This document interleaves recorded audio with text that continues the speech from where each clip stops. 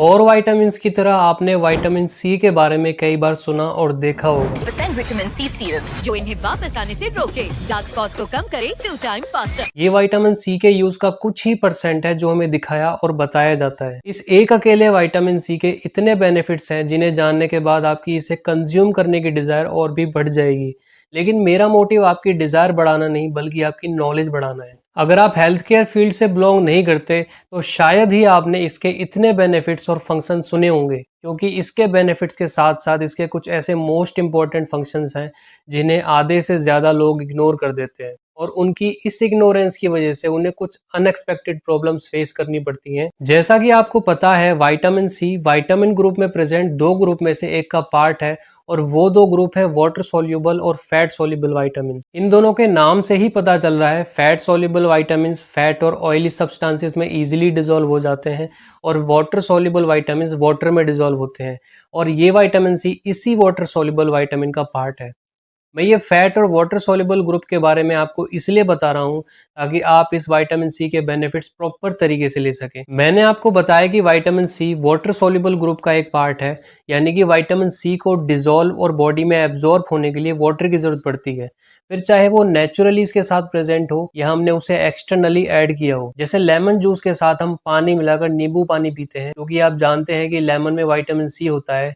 इसलिए आप नोटिस करना, नेचर में जितने भी विटामिन सी के सोर्सेज हैं उनमें मैक्सिमम के अंदर नेचुरली वाटर कंटेंट प्रेजेंट होता है, जैसे लेमन और ऑरेंजेस। अब आपको ये तो समझ आ गया कि विटामिन सी के बॉडी में मैक्सिमम एब्जॉर्प्शन के लिए सफिशिएंट पानी की जरूरत पड़ती है।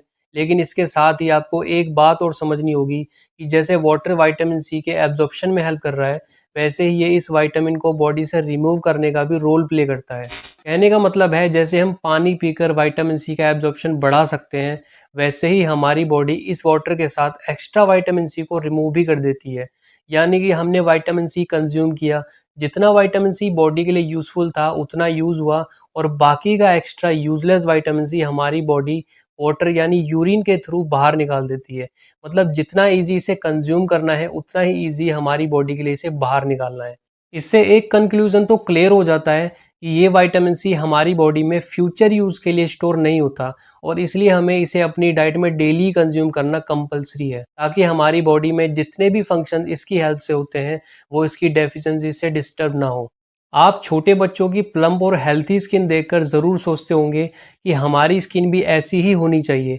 अब उस चाइल्ड और आपकी स्किन में एज के अलावा इतना डिफरेंस जो क्रिएट हुआ है, उसका रीज़न है हमारी स्किन में प्रोड्यूस होने वाला ये कोलेजन। कोलेजन एक प्रोटीन है जो इस विटामिन सी की हेल्प से बनता है।